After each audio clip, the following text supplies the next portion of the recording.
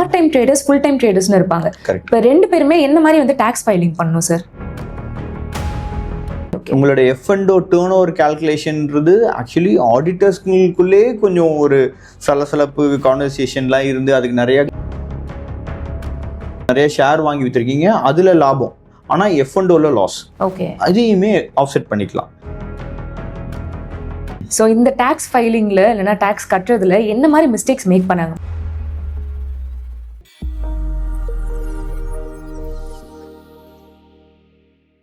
Hello ஜீபு viewers, நான் உங்கள் விஜய் கண்மணி. So நம்ம ஜீபு சேனலில் பார்த்தீங்கன்னா பல ட்ரேடிங் ரிலேட்டடான வீடியோஸ் பார்த்துருப்போம், எப்படி ப்ராஃபிட் மேக் பண்ணுறதுன்னு சொல்லிட்டு. ஆனால் இந்த வீடியோவில் நீங்கள் மேக் பண்ண ப்ராஃபிட்டுக்கு என்ன மாதிரி வந்து ஒரு வரி செலுத்தணும் அப்படின்றத ரொம்ப தெளிவாக பார்க்க போகிறோம். ஸோ அந்த கிளியர் கட் இன்ஃபர்மேஷனுக்காக நம்ம கூட இப்போ இணைஞ்சிருக்காரு auditor and full time trader Rosaria Raj. அவர்கிட்ட பேசலாம். வணக்கம் சார். வணக்கம் கண்மணி, எப்படி இருக்கீங்க? நான் ரொம்ப நல்லா இருக்கேன் சார். எப்படி இருக்கீங்க சார்? சேம் கண்டி. Super sir. சார், நான் இப்போ வீடியோவில் சொன்ன மாதிரி தான் பல பேரும் வந்து ட்ரேடர்ஸ்னாலே ஓகே நம்ம வந்து ப்ராஃபிட் மேக் பண்ணுறோமா லாஸ் மேக் பண்ணுறோமா அந்த சிந்தனையிலே இருப்பாங்க. ஆனால் இந்த டாக்ஸ் வந்து என்ன மாதிரி ஒரு வந்து இம்பார்ட்டன்ஸ் வகிக்குது சார்? கரெக்ட். இப்போ நீங்கள் F&Oல ப்ராஃபிட் பண்ணுறீங்களோ லாஸ் பண்ணுறீங்களோ ரெண்டுத்துக்குமே ஒரு இம்பார்ட்டன்ஸ் இருக்குது. நீங்கள் கட்டாயம் டாக்ஸ் ஃபைல் பண்ணி தான் ஆகணும். நிறைய பேர் ஒரு மிஸ்கான்செப்ஷன்ல இருக்காங்க, லாஸ் பண்ணா டாக்ஸ் ஃபைல் பண்ண தேவையில்லைன்ட்டு. ஆமா.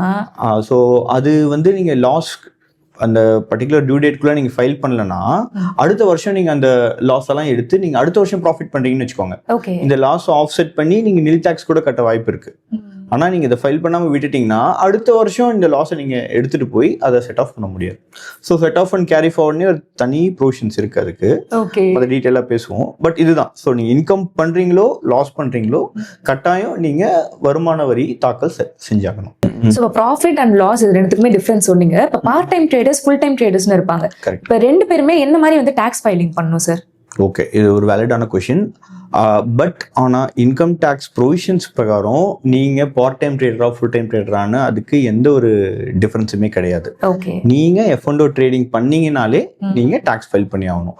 ஸோ நீங்கள் ஒரு சேலரிட் எம்ப்ளாயியாக இருக்கீங்க, ஆல்ரெடி ஒரு கம்பெனியில் ஒர்க் பண்ணுறீங்க, ஆனால் on top of it trading பண்ணுறீங்கன்னா நீங்கள் உங்களை என்ன ப்ரெசியூம் பண்ணிப்பீங்கன்னா பார்ட் டைம் ட்ரேடர் நீங்க ப்ரிசூம் பண்ணிப்பீங்க. பட் நீங்க வெதர் நீங்க சேலரிட் எம்ப்ளாயா இருந்து ட்ரேடிங் பண்றீங்களோ இல்ல ஃபுல் டைமா ட்ரேடிங் பண்றீங்களோ நீங்க ஒரு பிசினஸ் பண்றீங்கன்னு தான் அர்த்தம். ஸோ நீங்க சேலரி வாங்கிட்டு பிசினஸ் இன்கமும் ஏர்ன் பண்ணலாம். இனி எதர் பிசினஸ் நிறைய பேர் பண்ணுவாங்க இல்லையா, ஒரு செகண்ட் பிசினஸா பண்ணுவாங்க இல்லையா, அந்த மாதிரி தான் இதுவுமே. ஸோ நீங்க F&O ட்ரேடிங் பண்ணீங்கனாலே இன்கம் டேக்ஸ்ல பாத்தீங்கன்னா நீங்க வெறும் சேலரி மட்டும் வாங்கினீங்கன்னா ITR 1ன்ற ஒரு படிவத்துல நீங்க தாக்கல் செய்யணும். நீங்க பிசினஸ் பண்றீங்கன்னா ITR 3ன்ற ஒரு படிவத்துல நீங்க இன்கம் டேக்ஸ் தாக்கல் செய்யணும். ஸோ நீங்க இதை பார்ட் டைம் ட்ரேடரோ ஃபுல் டைம் ட்ரேடரோ உங்க ரெண்டு பேருக்குமே ITR 3ன்ற ஒரு ஃபார்ம் தான் நீங்க தாக்கல் செய்யணும். ரெண்டு பேருமே ஒரு பிசினஸ் இன்கம் ஏர்னிங் பீப்புள் தான் நம்ம கிளாஸிஃபை பண்ணுவோம். ஓகே சார், யாரா இருந்தாலுமே இந்த பிசினஸ் பர்சன் மாதிரி தான் நம்மள வந்து ஃபைல் பண்ண முடியும். Okay sir. சார், இப்போ வந்து நிறைய அந்த டாக்ஸ் விஷயத்தை பத்தி நம்ம பார்த்தோம். இப்போ நீங்க சொல்லியிருந்தீங்க ப்ராஃபிட்டோ லாஸோ நம்ம வந்து கன்ஃபார்மா டாக்ஸ் பே பண்ணணும் அப்படின்னு சொல்லிட்டு. இப்போ ப்ராஃபிட் ஆனா என்ன பெர்சன்டேஜ் மேல வந்து கன்ஃபார்மா டாக்ஸ் பே பண்ணணும் சார்? இல்ல, நம்ம லாஸ் நான் என்ன சொல்லியிருந்தேன்னா ப்ராஃபிட்டோ லாஸோ நீங்க இன்கம் டாக்ஸ் ஃபைல் பண்ணணும்ன்றது தான் இம்பார்ட்டன்ட். ஓகே. ப்ராஃபிட்ஸ் லாஸ் இருந்தா நீங்க ஆப்வியஸ்லி நீங்க டாக்ஸ் கட்டணும்ன்ற அவசியம் இல்லை. ப்ராஃபிட்ஸ்க்கு வந்து அது விதவிதமான ப்ராஃபிட்ஸ். மேபி நான் இப்படி ஒரு நட்சல்ல கிளாஸிஃபை பண்றேனே, நீங்க பொதுவா ஷேர் மார்க்கெட்ல என்ன பண்ணுவீங்க, ஃபர்ஸ்ட் நீங்க ஒரு ஷேர் வாங்கி விற்பீங்க, கரெக்டுங்களா? ஸோ அது ஒரு விதமான விஷயம். வாங்கின ஷேருக்கு டிவிடெண்ட் வரும், கரெக்டா? அது ஒரு விதமான இன்கம். அதை தாண்டி F&O ட்ரேடிங்ல நீங்க ட்ரேடிங் பண்றீங்க, அதுலயும் ஒரு விதமான இன்கம் வரும். இந்த 3 விதமான இன்கம் தான் ஒரு ப்ராட் நெட்ஷெல்ல இருக்கு, சரியா? இந்த ஷேர் வாங்கி விற்கிறீங்க பாத்தீங்களா, அதை வந்து கேபிட்டல் கெயின்னு சொல்லுவாங்க. ஸோ நீங்க ஒரு ஷேரை வாங்கி உடனே வித்தீங்க, ஒரு வருஷத்துக்குள்ள வித்தீங்கன்னா அதுக்கு வந்து ஷார்ட் டேர்ம் கேபிட்டல் கெயின்ன்ற டாக்ஸ் வரும். ஒரு வருஷம் கழிச்சு வித்தீங்கன்னா லாங் டேர்ம் கேபிட்டல் கெயின்ன்ற டாக்ஸ் வரும், சரிங்களா? டிவிடெண்ட் இன்கம், நீங்க ஏதோ ஒரு ஷேர் வாங்குறீங்க, டிவிடெண்ட் அதையுமே உங்க ஸ்லாப் ரேட் படி டாக்ஸ் ஆகும். ஃபைனலான என்ன ஸ்லாப் ரேட்னா என்னன்னு நான் சொல்றேன், சரிங்களா? F&O இன்கம் பொறுத்த வரைக்கும் அதை வந்து நம்ம இந்தியாவில் நான் ஸ்பெகுலேட்டிவ் பிசினஸ் இன்கம் அப்படின்னு தான் கிளாஸிஃபை பண்றாங்க. அதை கம்ப்ளீட்டா பிசினஸ் இன்கம்ல போகும், அதுவுமே உங்க ஸ்லாப் ரேட் படி டாக்ஸ் ஆகும். ஸோ வெறும் உங்களுக்கு நீங்க நிர்ணயிச்ச வரி பெர்சன்டேஜ் எதுக்கு நாங்க உடனே என்னால் சொல்ல முடியும்னா ஷார்ட் டேர்முக்கும் லாங் டேர்முக்கு தான். லாங் டேர்முக்கு இப்போ 12.5%, ஷார்ட் டேர்முக்கு 20% டாக்ஸும் இருக்கு. மற்ற இது எல்லாமே உங்க ஸ்லாப் ரேட், நீங்க ஒவ்வொருத்தரும் விதவிதமான ஸ்லாப் ரேட்ல இருப்பாங்க. அவங்கவுங்க ஸ்லாப் ரேட்டுக்கு ஏற்ற பெர்சன்டேஜ்ல தான் இதுல தாக்கல் செய்ய டாக்ஸ் ஆகும். சோ நீங்க இத்தனை பெர்சன்டேஜ் ஆஃப் ப்ராஃபிட்ஸ் பண்ணீங்கன்னான்றது கிடையாது.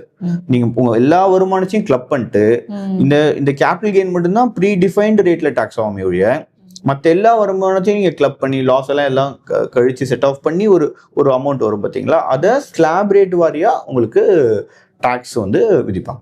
Okay sir. சார் இப்போ நிறைய பேர் நீங்க பார்த்துருப்பீங்க. ஸோ இந்த டாக்ஸ் ஃபைலிங்ல இல்லைன்னா டாக்ஸ் கட்டுறதுல என்ன மாதிரி மிஸ்டேக்ஸ் மேக் பண்ணாங்க முக்கியமா ட்ரேடர்ஸ்? அதுதான், இது வந்து ஒரு ஆத்தரைஸ்டு ஒரு சார்ட்டர்ட் அக்கௌண்டன்ட் கிட்ட போய் பண்ணாங்கன்னா இது கம்ப்ளீட்டா எவேட் ஆகும். அவங்க ஒவ்வொரு இன்கமையும் ஒவ்வொரு ஹெட்னு சொல்லுவோம். நீங்க பிசினஸ் பண்ணீங்கன்னா பிசினஸ் இன்கம்னு ஒரு ஹெட் இருக்கும், சேலரி பண்ணீங்கன்னா சேலரிக்குன்னு ஒரு ஹெட் இருக்கும், இல்ல வீடை வாடகைக்கு விட்டீங்கன்னா ஹவுஸ் ப்ராப்பர்ட்டின்னு ஒரு ஹெட் இருக்கும். அந்தந்த ஹெட்ல தான் நீங்க ஃபில் பண்ணி ஃபைல் பண்ணணும். ஃபார்ம்லேயே தப்பு பண்ண கூட வாய்ப்பு இருக்கு. இப்போ ஃபார் எக்ஸாம்பிள் நான் சொன்னேன் பார்த்தீங்களா, பிசினஸ் பண்றவங்க எல்லாருமே ITR 3ன்ற ஒரு ஃபார்ம் தான். இப்போ நீங்க F&Oல இப்போ இந்த வருஷம் இன்னும் பியூட்டிஃபுல்லா F&Oக்கு தனியா F&O டீடைல்ஸ்லாம் ஃபில் பண்ற மாதிரியே இருக்கு ITR 3ல. ஸோ அந்த ஃபார்ம் தான் அவங்க ஆக்சுவலா யூஸ் பண்ணணும். நான் கொஞ்சம் தான் பார்ட் டைம் தான் ட்ரேட் பண்ணேன், நான் வந்து ஒரு சேலரிட் எம்ப்ளாயின்னு சொல்லிட்டு ITR 1 ஃபைல் பண்ணக்கூடாது. அப்புறமா ஃபியூச்சர்ல நோட்டீஸ் வரும். ஏன்னா எல்லாமே பேன் பேஸ்ட் டிரான்சாக்ஷன் தான். ஸோ நீங்க F&O பண்ணிருக்கீங்க but you have not disclosed அப்படின்ற மாதிரி நமக்கு வரும். ஸோ இந்த மாதிரி பேசிக் எலிமெண்ட்ரி எரர் தான்.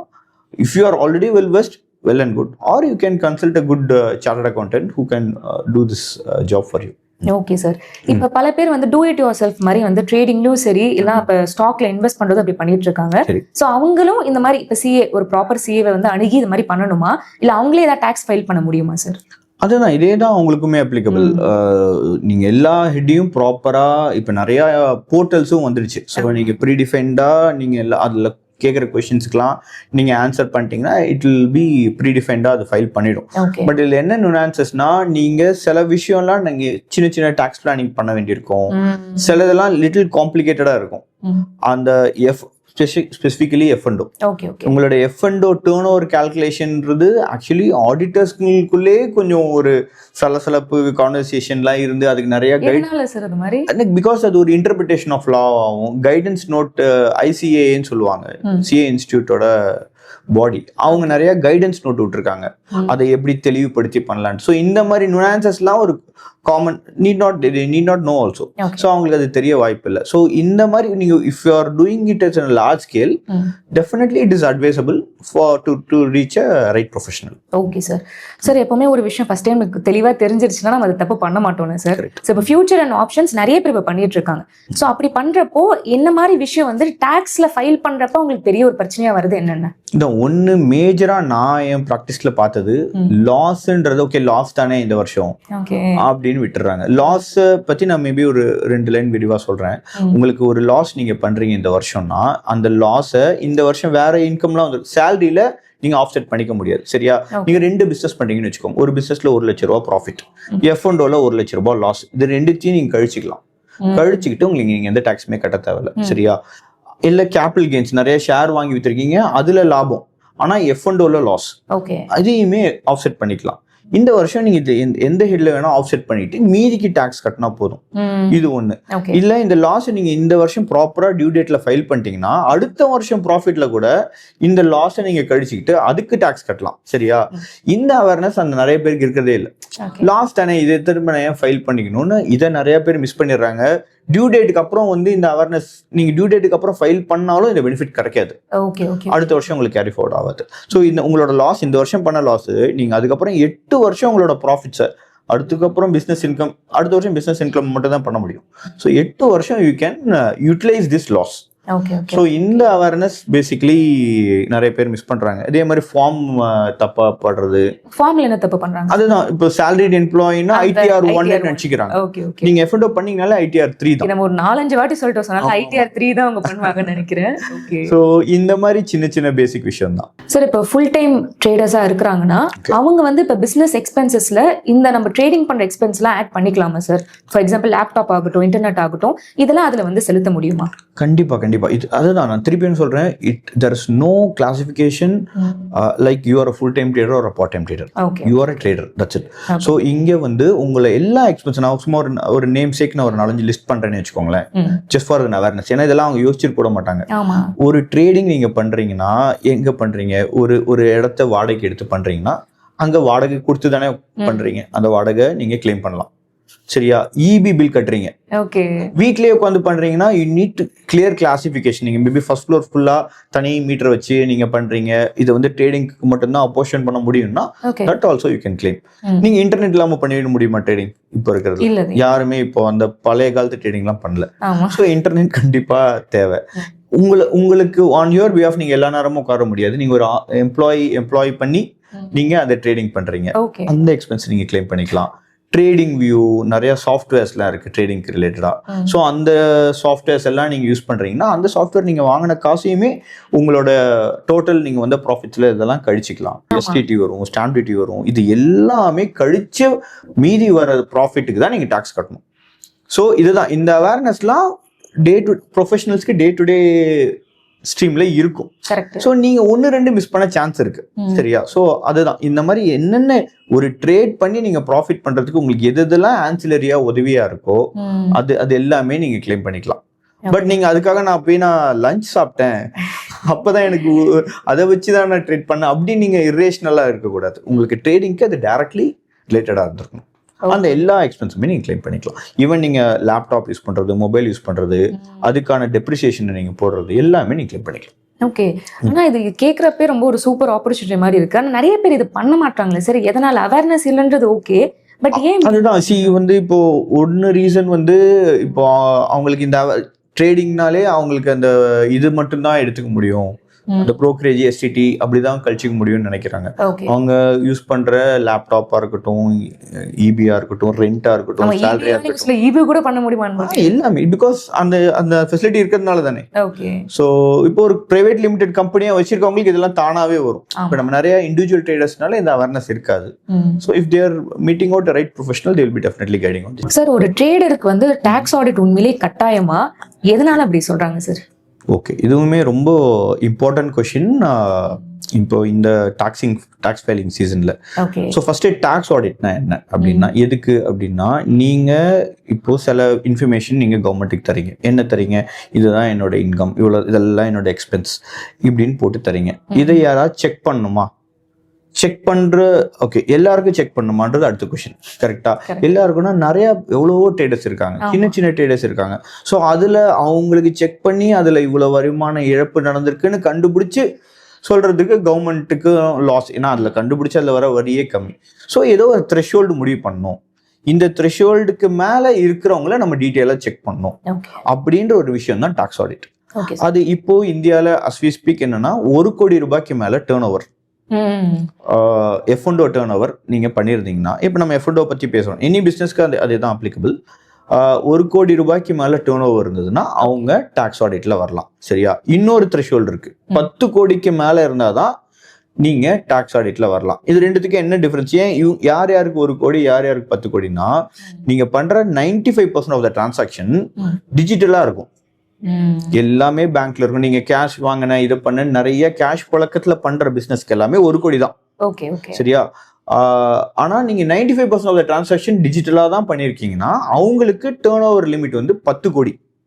ஸோ இந்த 10 கோடியை நீங்க பிரீச் பண்ண பிறகுதான் நீங்க டாக்ஸ் ஆடிட்க்கு பர்வியூல வருவீங்க. இப்போ நம்ம F&O பொறுத்த வரைக்கும் நீங்க எல்லாமே இப்போ டிஜிட்டலைஸ் ஆயிடுச்சு. நீங்க செல் பண்ணாலும் சரி, பை பண்ணாலும் சரி, நீங்க ஒரு சின்ன நீங்க சேலரி நிறைய ஒரு கேஷ்ல கொடுக்குறேன், இது பண்றேன் அப்படின்னு கொடுக்காத பட்சத்தில் நீங்க மோஸ்ட்லி 95% ஆஃப் த டிரான்சாக்ஷன் டிஜிட்டலா தான் கம்ப்ளை பண்ணுவீங்க. ஸோ நம்ம F&O ட்ரேடர்ஸ் எல்லாருமே இந்த 10 crore லிமிட்ல தான் வருவாங்க. ஸோ உங்க F&O டர்ன் ஓவருக்குன்னே ஒரு கால்குலேஷன் இருக்கு. அது இன்னும் ஒரு டீடைல்டு வீடியோவா இருக்கும். இப்போ ஒரு சின்ன நட்சல்னா உங்களோட எல்லா ஆப்ஷன்ஸ் பொறுத்த வரைக்கும் உங்களோட எல்லா ப்ராஃபிட்ஸையும் ஒவ்வொரு ட்ரேட்லயும் ப்ராஃபிட்ஸ் பண்ணிருப்பீங்க, ஒரு ட்ரேட் லாஸ் பண்ணுவீங்க. அது ரெண்டுத்தையும் அப்சல்யூட் வேல்யூவா கன்வெர்ட் பண்ணும். லாஸ் 5000நாலும் அது 5000 பாசிட்டிவ்ல தான் எழுதணும், ப்ராஃபிட் 5000நாலும் பாசிட்டிவ். இது எல்லாத்தையும் டோட்டல் பண்ணணும். ஓகேவா? இந்த மாதிரி நிறைய கால்குலேஷன் இருக்கு ஃபியூச்சர்ஸ் அண்ட் ஆப்ஷனுக்கு. இதை பண்ணி இந்த வருஷத்துக்கு 10 கோடி நீங்க தாண்டீங்கன்னா நீங்க டாக்ஸ் ஆடிட் பண்ணணும்னு அர்த்தம். அப்படின்னா என்ன அர்த்தம்னா, நீங்களா உங்களுக்கு ஃபில் பண்ணிட்டு எடுத்துட்டு வந்து எனக்கு தரக்கூடாது, நீங்க ஒரு ஆடிட்டர்கிட்ட போய் உங்க ஆடிட்டர் இது எல்லாமே செக் பண்ணி டாக்ஸ் ஆடிட் ரிப்போர்ட்னு ஆடிட்டர் ஒன்று கொடுப்பாரு. நான் இதெல்லாம் பார்த்துட்டேன், இவங்க இதெல்லாம் கரெக்டாக தான் பண்ணியிருக்காங்க அப்படின்னு அந்த ஆடிட்டர் அவங்க மெம்பர்ஷிப் நம்பர் போட்டு ஃபைல் பண்ணி பண்றது தான் அந்த டாக்ஸ் ஆடிட் ரிப்போர்ட். ஸோ இங்க என்ன கவர்மெண்ட் என்ன என்ஷூர் பண்ணுதுன்னா, ஒரு பெரிய வால்யூம்ல ட்ரேட் பண்றவங்க கரெக்டாக பண்றாங்களான்றதை கவர்மெண்டால வந்து பார்க்க முடியாது. அதை ஒரு ரெப்ரஸன்டேட்டிவாக தான் சார்ட்டர்ட் அக்கௌண்டன்ஸ் இருக்காங்க. அவங்கள்ட்ட போய் நீங்கள் கன்ஃபர்மேஷன் டாக்ஸ் ஆடிட் ரிப்போர்ட் வாங்கிட்டு வந்துட்டீங்கன்னா வி பிலீவ் இட். அதுதான் இந்த என்டையர் சிஸ்டம். சார், இப்போ ப்ரொப்ரைட்டர்ஷிப், எல்எல்பி, அதே மாதிரி பிரைவேட் கம்பெனி மூலமா ட்ரேடிங் பண்ணுவாங்களா சார்? அவங்களுக்கு இந்த வரி தாக்கல்ல என்னென்ன டிஃபரன்ஸ் வருது சார்? அது ரொம்ப நீச்சான டாபிக். ஆனால் மேபி ஒரு ப்ராட் ஐடியா நான் கொடுக்கணும்னா, ஃபார் எக்ஸாம்பிள் நம்ம ஸ்லாப் ரேட்டுன்னு சொன்னோம் பார்த்தீங்களா, நம்ம இண்டிவிஜுவலுக்கு ஸ்லாப் ரேட் பார்த்தீங்கன்னா ஒரு 24 லட்சத்துக்கு மேலே நீங்கள் வருமானம் ஈட்டிட்டீங்கன்னா 30% டாக்ஸ். ஓகே, அதுக்கு அந்த சர்சார்ஜ் மற்றதெல்லாம் இருக்கு. ஸோ நீங்கள் வந்து ஒரு பெரிய வால்யூமில் பண்ணுறீங்க, உங்களுக்கு ஒரு பெரிய ப்ராஃபிட் வருதுன்னா எவ்வளோ ஆகும்? 30%ல டாக்ஸ் ஆகும். ஆனால் இதுவே பிரைவேட் லிமிடெட் கம்பெனிக்கு 25% தான் டாக்ஸ். சரி, இது ஒரு சின்ன வித்தியாசம். இப்போ அடுத்து எல்எல்பி கேட்டீங்க, கரெக்டா? எல்எல்பியில் என்ன அட்வான்டேஜ்? எல்லாத்துலேயும் அட்வான்டேஜ் இருக்குது, டிஸ்அட்வான்டேஜ் இருக்குது. எல்எல்பியில் நீங்கள் ஒரு எல்எல்பியாக ஃபார்ம் பண்ணி அதில் ஒரு 1 கோடி ரூபாய் பணம் பண்ணிட்டீங்கன்னு வச்சுக்கோங்களேன். அதில் எவ்வளோ? ஒரு 30%. அதுலேயும் 30% தான் டாக்ஸ். அந்த 30% டாக்ஸ் போக மீதி 70 லட்சம் இருக்குல்ல, அதை பார்ட்னர்ஸ் விட்ரா பண்ணிக்கிட்டாங்கன்னா அதுக்கு ஃபர்தராக டாக்ஸ் கிடையாது. ஆனால் இப்போ நம்ம கம்பெனியில் 25% டாக்ஸ்ன்னு சொன்ன பார்த்தீங்களா, அதில் நீங்கள் 25% டாக்ஸ் கட்டி மீதி உள்ளே இருக்கிறத நீங்கள் வெளில எடுக்கணும்னா கம்பெனி எப்படி வெளில எடுக்கணும்? ப்ராஃபிட்ஸ் டிவிடெண்டாக தான் டிஸ்ட்ரிபியூட் பண்ண முடியும். அந்த டிவிடெண்ட் ஃபர்தராக உங்களுக்கு இன்னொரு வாட்டி டாக்ஸ் ஆகும். ஸோ இந்த மாதிரி ஒவ்வொருத்துலேயும் பாதகமும் இருக்குது, சாதகமும் இருக்குது. சரியா? அது ஒரு in-depth topic.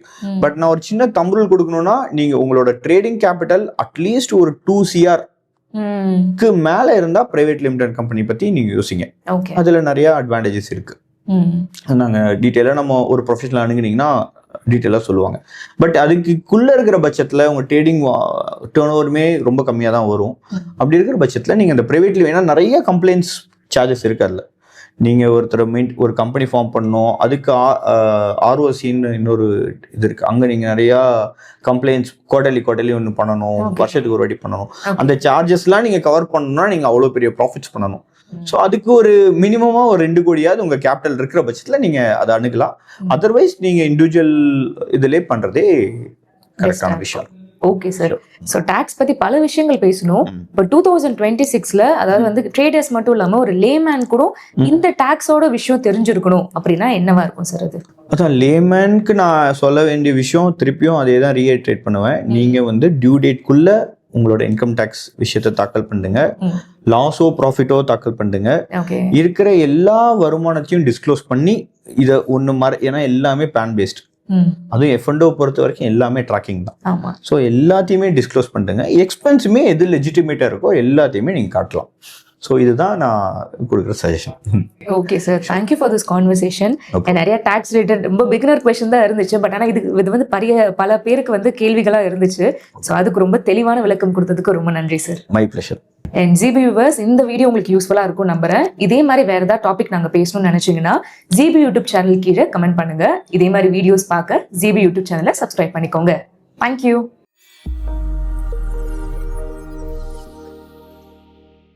Investment in security markets are subject to market risk. Read all the related documents carefully before investing.